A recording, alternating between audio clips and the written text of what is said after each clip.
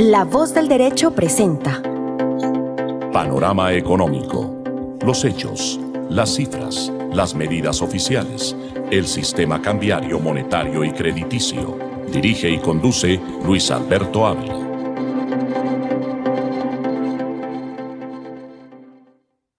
Un saludo para la audiencia de La Voz del Derecho y Panorama Económico. Bienvenidos a una de nuestras sesiones campo analítico a nivel internacional, a nivel nacional y también a nivel territorial. Iniciamos hoy con un informe especial con Jimena Charri de Los Ángeles, California, quien nos va a comentar precisamente cómo ha evolucionado este tema del ingreso de Colombia a los BRICS, Brasil, Rusia, India y los países, China, desde luego, y los países del área surafricana. De tal manera que también es importante comentar cómo ha evolucionado, pues desde luego, la temperatura política y también la temperatura allá en Los Ángeles. Bienvenida, Jimena Charri, muy buena tarde. Un cordial saludo para todos nuestros queridos oyentes de Panorama Económico.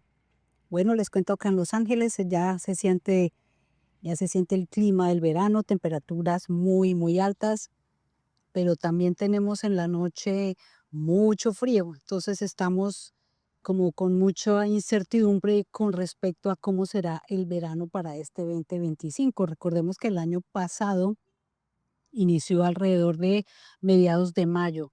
Este año empezó ya en junio y seguramente termine alrededor de antes de finales de año. Ya lo hemos mencionado varias veces, esto todo por cuenta del cambio climático. Y bueno, la situación para inmigrantes sigue cada vez más complicada. Hay mucha incertidumbre, como lo he manifestado en el programa anterior. Sin embargo, les hago un llamado sobre todo a tener fuentes fidedignas al momento de hacer cualquier tipo de consulta, porque ahora hay un rumor de que hay una orden ejecutiva que dice que los residentes y los ciudadanos no pueden salir del país y esto está circulando pues de voz a voz. Entonces, este es un llamado para que tengan fuentes fidedignas. Si tienen organizado algún viaje fuera del país, es importante consultar con fuentes que realmente den una información veraz, porque ya sabemos que la falta de información o dejarse influenciar por personas que están tratando de generar pánico y caos, pues no debe ser una opción. Entonces, este es un llamado, como lo digo, para tener mucho cuidado con la información que estamos obteniendo y sobre todo las fuentes. Y bueno, doctor y Alejandro, quiero preguntarles, las recientes noticias sobre Colombia, que fue admitida en el nuevo Banco de Desarrollo, esta institución financiera, ya sabemos, creada por los países que conforman el bloque de BRICS, quienes son Brasil, Rusia, India, China y Sudáfrica. Pues quiero que le contemos a nuestros oyentes qué significa para Colombia el ser partícipe, el estar eh, conformar pues parte de este bloque BRICS tan supremamente poderoso. ¿Cuál puede ser el beneficio para Colombia de pertenecer a él? Entonces contémosle a nuestros oyentes. Sí, Jimena, pues realmente hay ventajas importantes en diversificar las relaciones con muchos países y especialmente en el área financiera también hay ventajas. Obviamente eso tiene unos costos, todo lo que tiene que ver con el registro e inscripción de Colombia en el Banco de los BRICS, que vale cerca de 2 billones anuales. Pero lo más importante es el acceso de financiamiento para proyectos de infraestructura y desarrollo sostenible, diversificación de mercados, relaciones comerciales, la posibilidad de reducir la dependencia de instituciones financieras tradicionales como el Fondo Monetario o el Banco Mundial.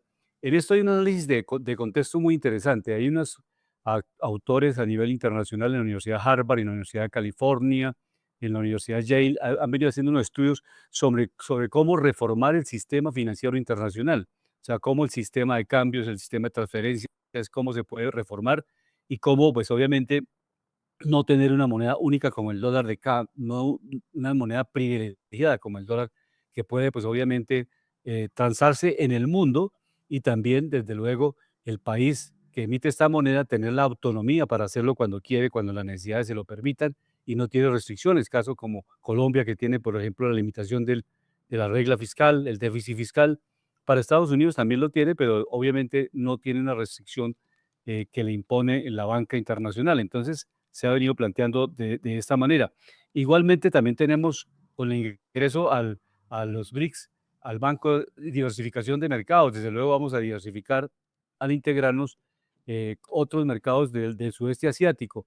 La reducción de la dependencia financiera, como lo hemos comentado, pues desde luego cuando yo tengo varias cuentas en distintos bancos, pues tengo diversificación financiera. Entonces, si un banco no funciona, pues le puede funcionar otro. Igualmente tenemos reducción, también fortalecimiento de la cooperación internacional. Esto también es importante. La idea es que nos acerquemos a otros países, podemos tener nuevos socios, nuevos cooperantes. Esas son de las, digamos, las ventajas, oportunidades en comercio de inversión. Entonces, Colombia necesita infraestructura, evidentemente, y la velocidad con que China ha invertido, y obviamente con intereses económicos, ningún país en el mundo esa famosa frase que no hay nada regalado en el mundo, ni por Estados Unidos, ni por China, ni por Rusia, todos estos países que son, dijéramos, potencias o por lo menos que tienen una alta capacidad de financiamiento, no regalan, sino que pues son socios o invierten para tener rentabilidad en sus proyectos. El caso del puerto en el Perú, por ejemplo, que está colocando al Perú, colocando 141 millones de toneladas de exportaciones al año, mucho más que Colombia. Entonces, esa infraestructura es fundamental para Colombia, que la podamos hacer y que los países que estén interesados empiecen a competir por invertir en el país, no solamente Estados Unidos. Si Estados Unidos no lo hace y por el contrario pone su mirada en otras partes del mundo, pues América Latina tiene que buscar otros horizontes. Ya varios países latinoamericanos están asociados con la Ruta de la Seda y también han ingresado a este banco, al Banco de los BRICS, de tal manera que también están participando de estos proyectos de financiamiento. Entonces, esos son de manera muy resumida, Jimena, las ventajas de entrar a este nuevo banco de financiamiento a nivel internacional, que es el Banco de los BRICS, y que pues nos va a presentar opciones, se llama en la sigla el NDB, es el banco, así está denominado a nivel global. Alejandro, muy buena tarde, y cuál es su respuesta para Jimena frente a este tema que ella ha planteado esta tarde. Muy buenas tardes, todos mis estimados oyentes. Muy buenas tardes a mis estimados colegas Luis Alberto Ávila, Jimena Charny, ingeniero de sonido Luis Daza y doctor José Gregorio Hernández Galindo, recordemos, expresidente de la Corte Constitucional. Sí, hay algo muy importante con respecto a lo que preguntaba Jimena. Es muy interesante, obviamente, ingresar al BRICS, pero obviamente sin que esto sea una consecuencia también de separación con Estados Unidos. Se puede trabajar con los dos, que es importante. Es interesante también el tema de acceso al crédito por parte del BRICS, el Banco del BRICS, pero también es importante para el país, en este caso Colombia, manejar muy bien el crédito, pues si bien es cierto, tanto un país, una empresa, una persona, no se puede endeudar mucho, no puede pasar los niveles donde la deuda puede ser peligrosa, no puede ser positiva. La deuda es positiva siempre y cuando siempre se use para crear activos de generación de valor. Esto es lo que tiene que ver, por ejemplo, empresas que generen un ingreso al país, que por ejemplo generen divisas. El caso de Ecopetrol es de los más exitosos de Colombia, porque a través, por ejemplo, de esta empresa, Colombia genera no solo divisas, genera gran empleo de calidad, genera mucha riqueza para los sectores de la economía. Es una empresa que es vertebral y estructural. Por eso, estas relaciones con la banca multilateral son muy importantes.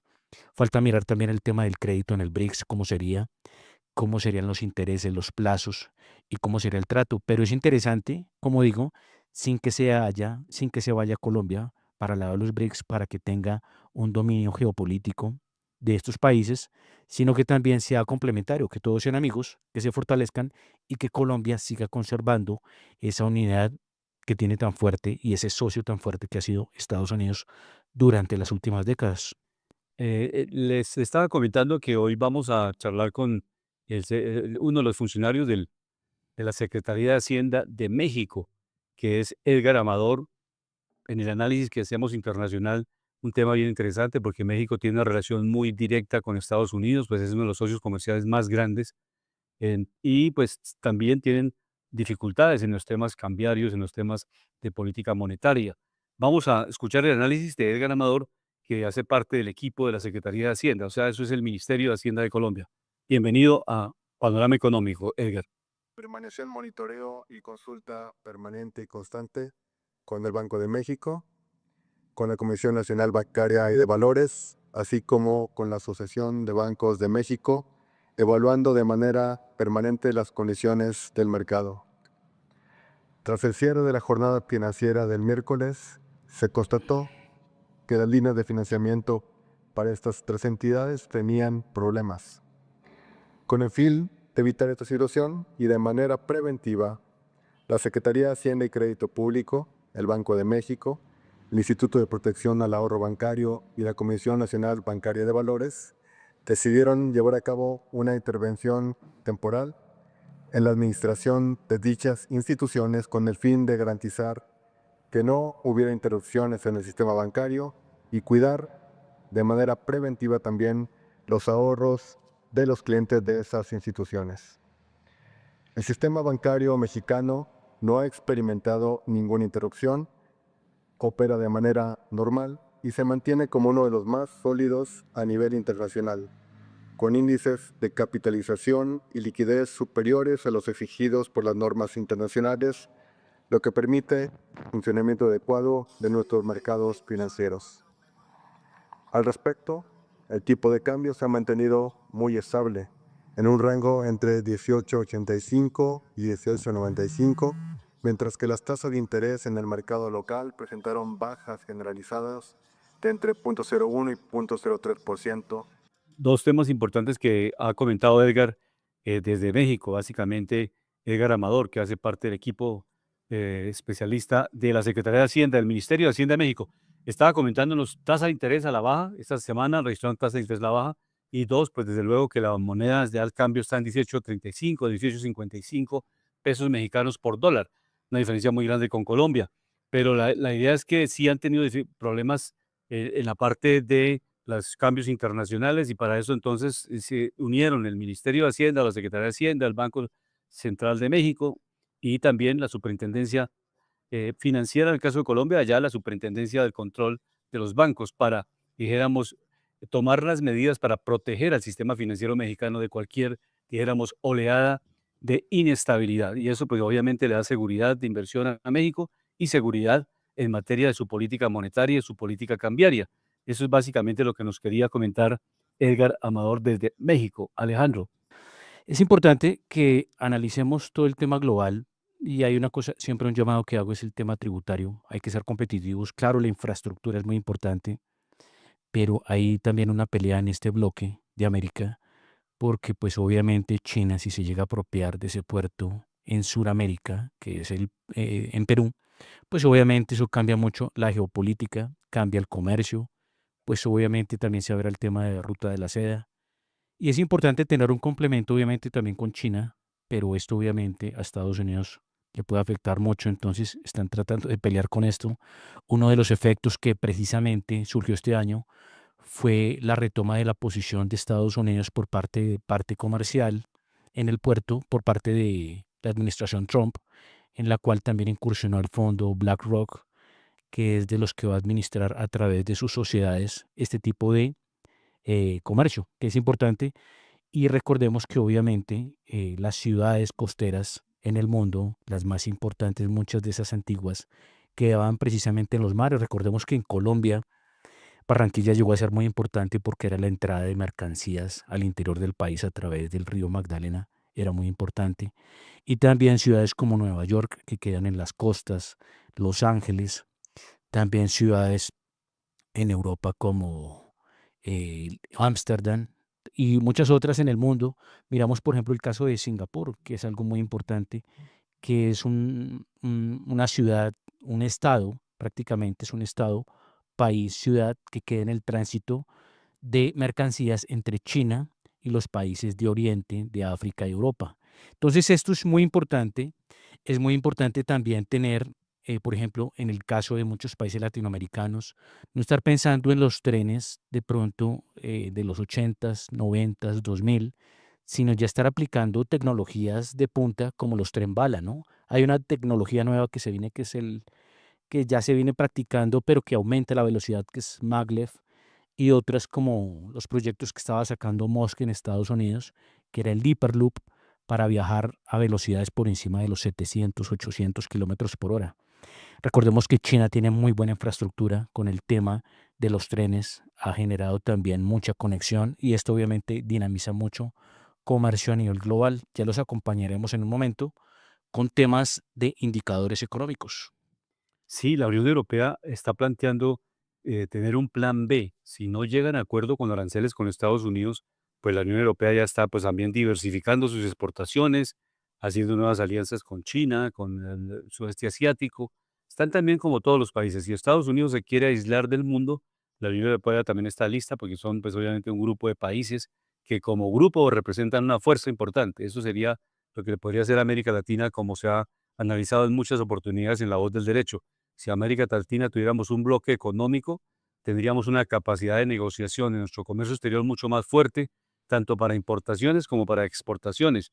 Podríamos en bloque negociar, tener la facilidad de expresarnos como América Latina y no país por país, como nos pasa ahora, que naturalmente cogen a cada presidente y depende del gusto, la integración, la facilidad que tenga cada presidente para acercarse a Estados Unidos, pues naturalmente tiene un tratamiento diferencial cada país.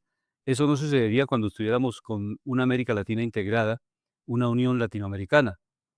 De tal manera que la Unión Europea le ha manifestado a través de su secretaria general que están listos los países de la Unión Europea, que si Estados Unidos no propone un acuerdo que no sea asimétrico, que no lesione los intereses económicos también de la Unión Europea, pues ellos a- están dispuestos a implementar su plan B y es obviamente refortalecer, construir, reconstruir relaciones con distintos países del mundo para pues, obviamente poder superar cualquier crisis con los Estados Unidos. Entonces, es una mirada interesante, cómo los países se están preparando. O sea, lo que no hemos comentado siempre, el multilateralismo es importantísimo. Si los países se aíslan, es el caso de Estados Unidos, si se retira de las Naciones Unidas, se retira de todas las organizaciones internacionales, pues naturalmente ese espacio lo van a copar otros países. Eso mismo pasa a nivel micro. Si una persona no participa de las reuniones sociales, si se aísla completamente, pues naturalmente no va a tener la posibilidad de tener contradictores o tener socios coequiperos en proyectos de integración, ya sea a nivel de barrio, a nivel de localidad, a nivel de ciudad, a nivel de país y a nivel del mundo. Entonces, eso mismo le puede pasar a Estados Unidos, que por tratar de creerse el papá del mundo, pues no lo logra y cada vez es más aislado y queda más solo, queda más, digamos, que cortan todos los vasos comunicantes las otras entidades multilaterales y también los países empiezan a disminuir las relaciones tanto en turismo, porque ya la gente no quiere ir a Estados Unidos, porque hay muchas restricciones. En el estudio tampoco quieren ir, por ejemplo, la Universidad de Harvard ya pues obviamente bajó sus ingresos, está naturalmente disminuyendo sus matrículas, la universidad está haciendo una contracción muy fuerte. Esos estudiantes que pagaban esos recursos, esos eran dólares que entraban a los Estados Unidos, era también turismo porque las familias de los estudiantes iban a pasear a los Estados Unidos, ahora ya no van, ni van a ir. Entonces eso va a estar generando un efecto dominó muy grande, o sea, el turismo norteamericano está cayendo progresivamente porque la gente no se expone. Si usted lleva un pequeño tatuaje y es colombiano, o es mexicano o panameño, pero allá llega y de pronto no cumple alguno de los documentos que le están expidiendo en la guardia, pues le puedes decir que ya es con ese tatuaje pertenece, tiene nexo a alguna cosa, suponen que es de alguna de las pandillas de Centroamérica y lo pueden deportar. Entonces, eso es digamos, una situación que se está presentando y por eso los países están preparándose, plan A, plan B, para negociar con Estados Unidos si llega a subir de manera agresiva los aranceles con la Unión Europea. Ese es el análisis que hacemos acá desde Panorama Económico, Alejandro.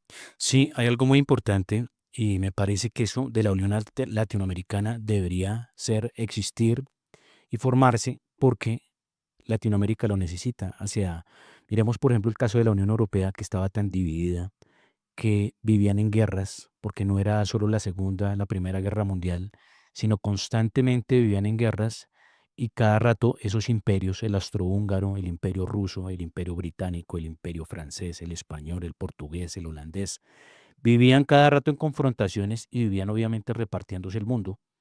Entonces llegaron a una conclusión que era mejor formar una unión que les permitiera convivir en paz, pacíficamente, que les diera la oportunidad de tener un buen comercio, de tener una buena fortaleza a nivel también geopolítico, y pues gracias a ello llegaron a formar la Unión Europea.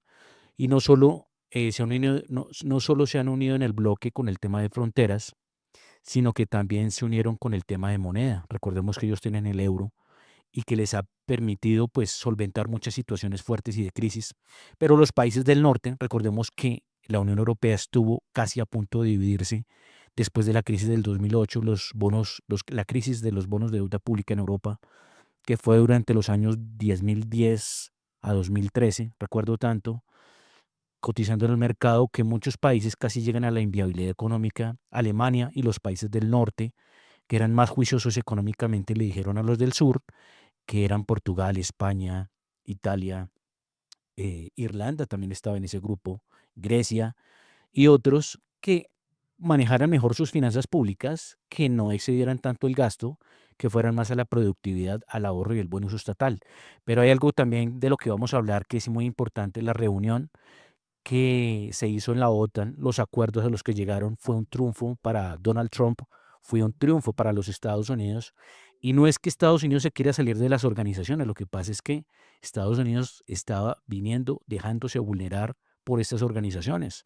Lo que decía Donald Trump es que tenemos que tener una amistad que sea homogénea, una amistad que sea complementaria, un comercio bilateral que sea equilibrado y que las reglas del juego siempre le mejoren la parte en el ambiente a los dos. En este caso, por ejemplo, que Estados Unidos no tenga tanto déficit con la Unión Europea, sino que también permitan entrada de muchos sectores como el tema de automóviles, otro tipo de manufacturas y también otras tecnologías que son muy importantes y que Estados Unidos pues obviamente es líder a nivel global también en esta parte. Pero vamos a escuchar a Mark Rutte, que estaba precisamente felicitando a Donald Trump y le estaba dando obviamente el rol que merece, no solo por ser presidente de los Estados Unidos, sino también por ser el actor geopolítico más importante del planeta y el que mayor pone presupuesto precisamente a las arcas de la OTAN. Entonces acá los vamos a escuchar. Los europeos y los canadienses van a equiparar su gasto en defensa con Estados Unidos. La idea no es que los contribuyentes estadounidenses paguen más, sino los europeos y los canadienses. Lo digo de verdad, y algunos me criticarán, pero cuando lo digo, luego me responden, tienes razón.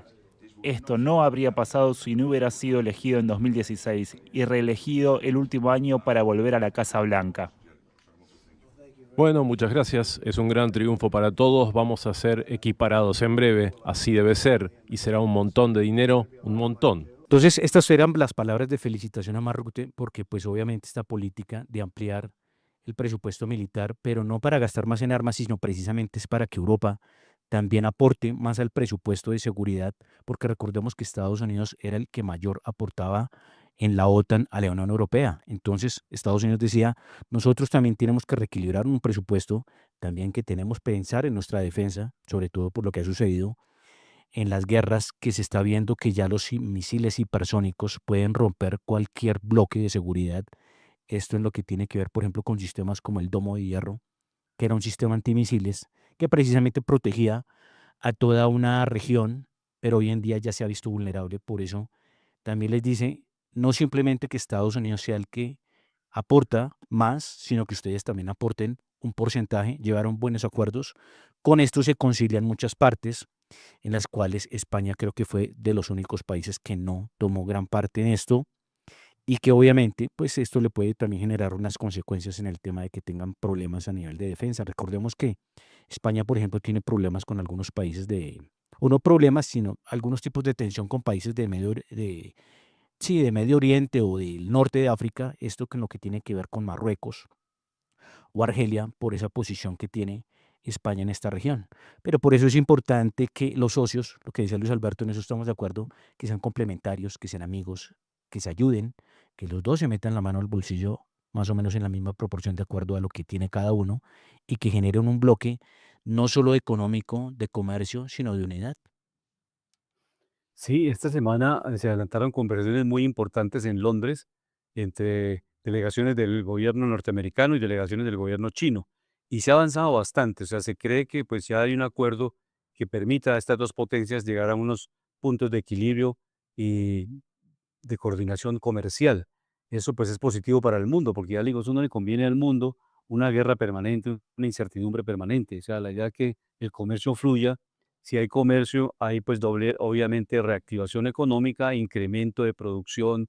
Los países están demandando cada vez más productos, se puede generar pues una confianza de mediano y largo plazo en la planeación estratégica de las empresas, porque una empresa no puede planear cuando usted está cada semana cambiándole las reglas del juego, o por impuestos, o por aranceles, o por tasas de interés, en fin, esas variables son tan claves en la economía y en las finanzas de una empresa que eso pues obviamente cambia completamente su presupuestación y su panorama económico.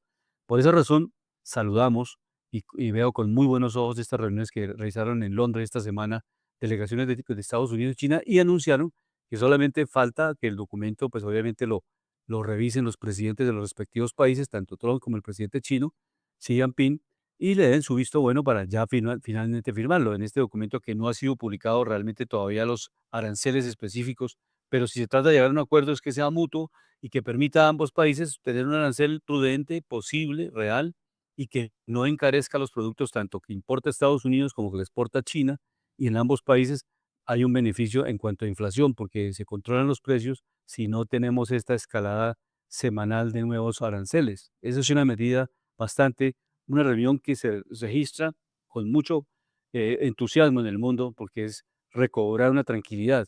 Después de estos ires y venires, el rifirrafe de Estados Unidos, China, yo creo que esta es una salida que finalmente es lo que pasa en todos los procesos. Pueden haber guerras, y finalmente llega una solución política. ¿Qué es la solución política? Una solución negociada en la cual las partes dicen, reconocemos cada uno de nuestros errores y cada uno pues ya desde luego participó en la guerra, hicieron destrucción, pasaron con muchos beneficios y beneficios, digamos, entre comillas, para unos países que se creen triunfadores y otros los países que han perdido la guerra, pero que finalmente van a seguir en el planeta y tienen que buscar una salida política, o sea, una salida negociada. Ese es el panorama a nivel internacional. Alejandro, no sé si tenga algún comentario frente a China en este momento, porque Sí, obviamente vamos a pasar al panorama económico en Colombia. sí, algo muy importante y también felicitaciones para el gobierno de Estados Unidos y Donald Trump en este acuerdo bilateral de comercio con China, en donde obviamente se busca una ventaja comercial frente a China. Recordemos que China le tenía una ventaja comercial a Estados Unidos muy grande en ese comercio entre estos dos países.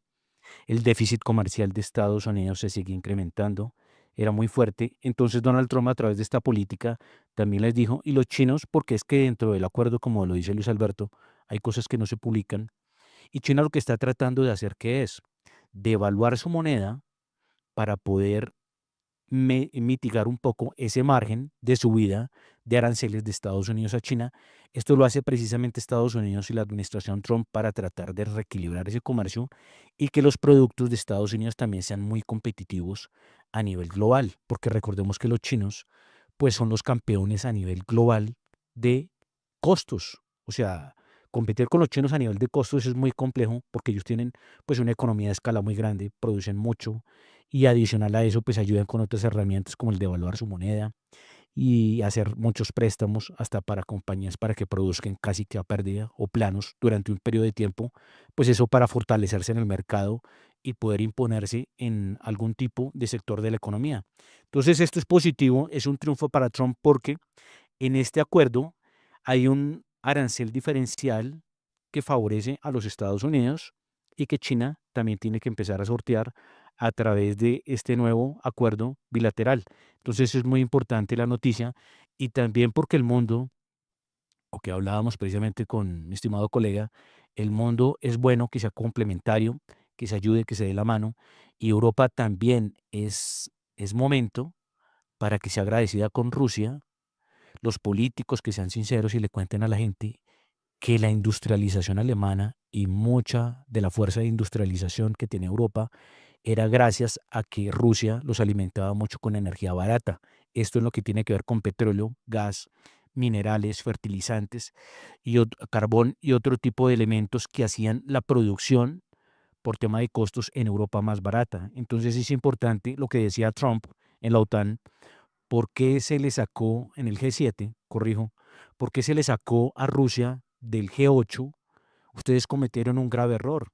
Se ponen a sacar a Rusia de todos los bloques, de todos los grupos, se la arrincona, se le quita a sus socios, se les quita sus zonas de influencia como eran los antiguos países que formaban la Unión Soviética, hablando en este caso como Ucrania.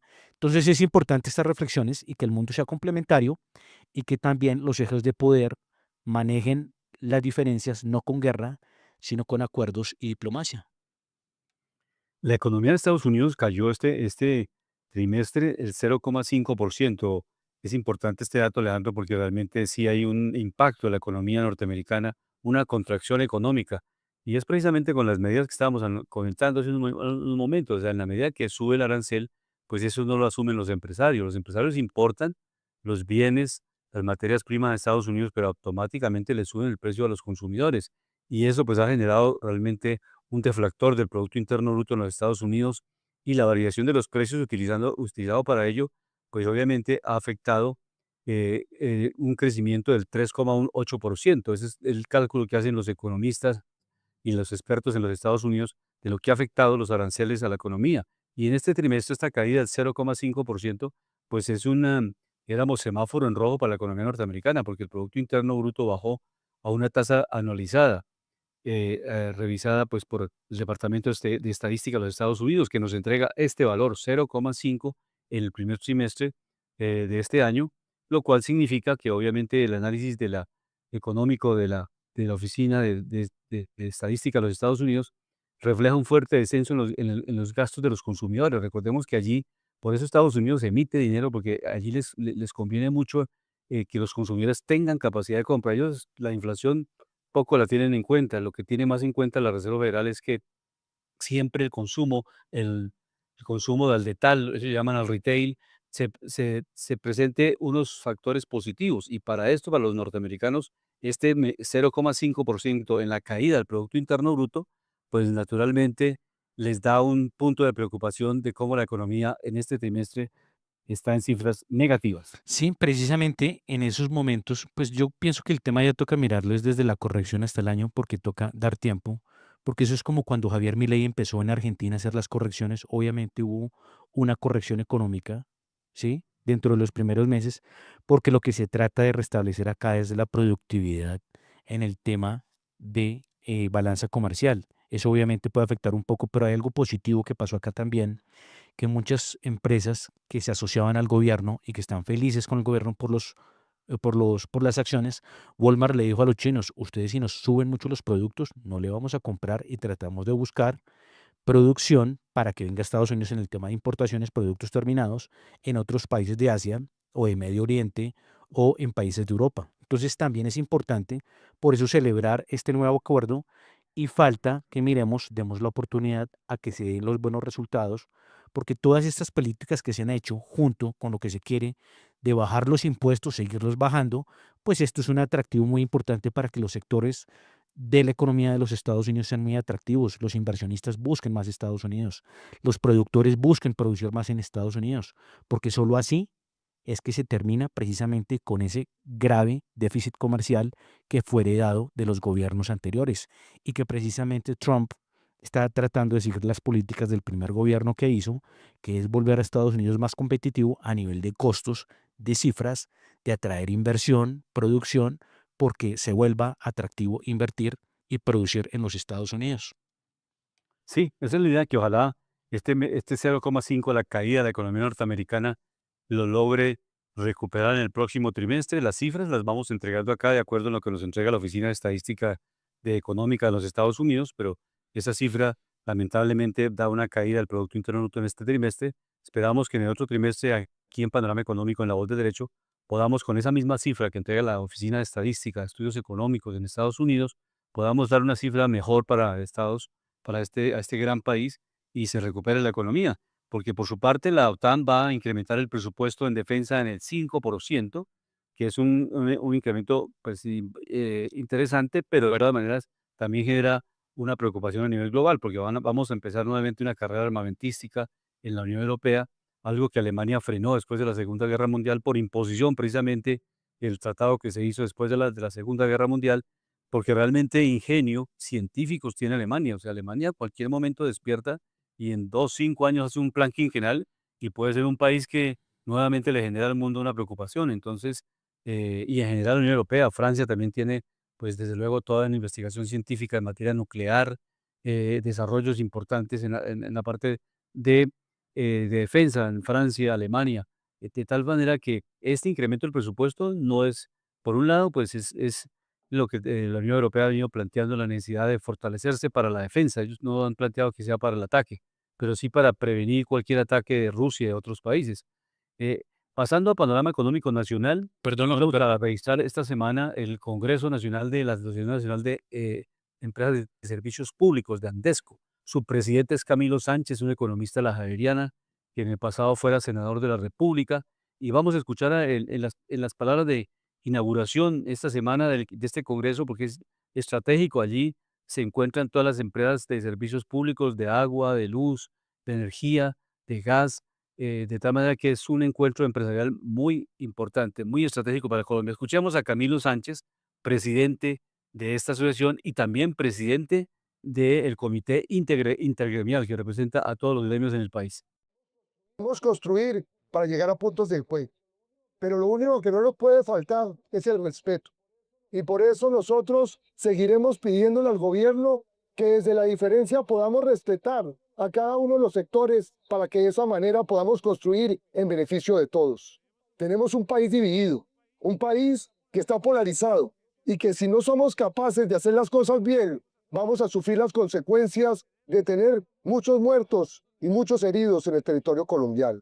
Por eso hoy tengo que venir a decirles que me siento orgulloso de ver lo que han hecho no solamente Andesco, sino el Consejo Gremial. El Consejo Gremial ha tenido que salir a responder muchos de los avatares que nos ha presentado el gobierno en un momento determinado. Hemos hablado de la reforma tributaria, hemos hablado de un decretazo, hemos hablado de tener que hacer 1000 cosas cuando no nos estamos preocupando de lo fundamental, que es sacarle a Colombia lo mejor que tiene, que es su gente, y entregarle los servicios y la oportunidad de tener un país en paz. Hoy mismo estamos diciéndole a los colombianos que nosotros, si no hubiéramos cumplido con nuestro cometido, hubiéramos tenido un apagón en este país. Y yo tengo que repetirles que nosotros no lo decíamos de malos.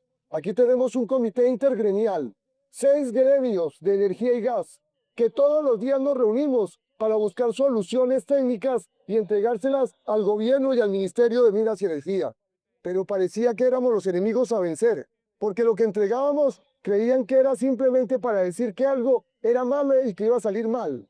Y ese apagón financiero, gracias a Dios, no se dio, porque tuvimos la suerte de tener poderes públicos independientes, y tuvimos la suerte de tener un Contralor General de la Nación y un Procurador General de la Nación que se sintieron con nosotros y acompañaron el discurso que se requería en ese momento. ¿Y cuál fue ese? Decirles que había un mensaje de advertencia, que los subsidios no son para enriquecer a las empresas, que las empresas lo que hacen es entregar esos subsidios de manera anticipada a la gente, para que de esta manera podamos tener un país más digno y más equitativo. Por eso, Ese es aparte de la intervención del presidente de Andesco en Cartagena. Esta semana, 27, hoy termina este congreso y pues están haciendo interesantes anuncios y también haciendo críticas al gobierno nacional porque ellos, como lo plantea Camilo Sánchez, que los subsidios son para justamente disminuir el precio de las tarifas a los consumidores de energía eléctrica, de gas, y que esos subsidios no se quedan en las empresas, sino que básicamente están directamente relacionados con el beneficio a los consumidores, como lo vivimos en la pandemia. En la pandemia, el presidente Duque pues decretó no cobrar en ese momento la energía eléctrica porque no estaba funcionando la economía, no había producción, no había consumo, fue un colapso general de la economía colombiana y en general del mundo. De tal manera que esos subsidios quedaron ahí rezagados, lo mismo que le pasó al gobierno Duque, que no cobró el tema de incremento de la gasolina, el precio de la gasolina, para colocarlo al precio internacional y poder obviamente que Ecopetrol no subsidiara y generó un déficit fiscal que este gobierno ha venido pagando. Entonces, cada gobierno tiene cosas positivas y negativas. El gobierno Duque falló en eso porque por no darse el lapo, por no, dijéramos, tratar de responder por ese costo político, porque naturalmente cuando a una población se le colocan impuestos o se sube un impuesto o se cobra el servicio lo que vale, o se elimina un subsidio, la población reacciona y naturalmente el gobierno no se vuelve más popular por una medida que ha tomado en contra del bolsillo de los consumidores. Por esa razón, el gobierno Duque no se atrevió a subir el precio de la gasolina en sus 4 años y lo dejó ahí congelado de tal manera que generaba un déficit que llegó a los 70 billones y que progresivamente se fue acumulando, y este gobierno le tocó incrementar el precio del galón de la gasolina, pues obviamente exponiéndose a que hubiera una reacción social, e igualmente está pendiente de incrementar el precio del diésel también para bajar este déficit fiscal. Entonces, esos son los elementos que plantea Camilo Sánchez, cómo se debe buscar convergencia entre el sector público y el sector privado, y ojalá para los próximos gobiernos se trabaje de manera armónica, un sector privado que sea eficiente, que no haya corrupción, porque en el sector privado también hay problemas de corrupción, o sea, personas que se llevan los recursos de las empresas privadas y se los llevan para otros países. Eso hay que investigarlo y para eso está, como decía Camilo Sánchez, la Contraloría, la Procuraduría, para que investiguen. Cada entidad debe cumplir su papel. El gobierno es el ejecutor de las políticas, los entes de control vigilan lo que hagan las distintas entidades de la rama y cómo se manejan los recursos eficientemente para que no se pierdan, para que no se los roben, de tal manera que ninguno de los ramas del poder público interfiera o trate de suplantar o sustituir las funciones de la otra rama. O sea, el Ejecutivo no puede hacer normas judiciales, ni declarar ni inocente, ni condenar a ningún ciudadano, y lo mismo no puede hacer la rama judicial, decretar, obligar a los gobiernos a gastar en obras sociales o en obras públicas cuando los gobiernos no tienen incluidos esos proyectos en los planes de desarrollo. Entonces, ese es como el análisis que hacemos de lo que está pasando en Cartagena y desde luego la inversión que hace la empresa privada en infraestructura, en todos esos proyectos de gasificación del país, de regasificación del país, las empresas que tiene el sector privado, como Luis Carlos Sarmiento Angulo, que tiene Provigas, todas las empresas son importantes para el país, pero también deben entender su compromiso social, la responsabilidad social, porque dice uno de los artículos de la Constitución Nacional que el Estado colombiano es el rector de la economía nacional. Las empresas deben participar en ese engranaje de la economía, pero es el Estado el que es el rector de la política económica. De tal manera que en un momento determinado el Estado puede intervenir para mejorar, para promover, para regular, como lo hacen las superintendencias, las de servicios públicos, hace esa labor, regular que las empresas de servicios públicos presten un servicio adecuado, oportuno, eficiente. Igualmente la Superintendencia de Industria y Comercio, que no se abuse de los consumidores con tarifas, con publicidad engañosa, con todos los temas que las empresas, por su posición dominante, pueden ejercer sobre los consumidores. Eso son la labor del Estado, como supervisor, como promotor, como un Estado que permita que la empresa privada desarrolle sus programas, pero que la empresa también sea responsable con la calidad de los productos y servicios que ofrece. Es básicamente lo que se está discutiendo allí en Cartagena, en este Congreso de Andesco. Si hay algo muy importante, noticias ya cerrando, panorama económico, vemos que la Junta Directiva del Banco de la República decidió por mayoría mantener inalterada la tasa de interés de la política monetaria en 9.25%, recordando que esto como referencia de la tasa de interés por parte del Banco Central. 4 directores votaron a favor de esta decisión, 2 por una reducción de 50 puntos básicos y 1 por una reducción de 25 puntos básicos. En su discusión de política, la Junta Directiva tuvo en cuenta algunas palabras que vamos a escuchar en este momento por parte del director del Banco Central. La Junta Directiva del Banco de la República decidió por mayoría mantener inalterada la tasa de interés de política monetaria en 9.25%. 4 directores votaron a favor de esta decisión, 2 por una reducción de 50 puntos básicos y 1 por 25 puntos básicos. En su discusión de política, la Junta Directiva tuvo en cuenta los siguientes elementos.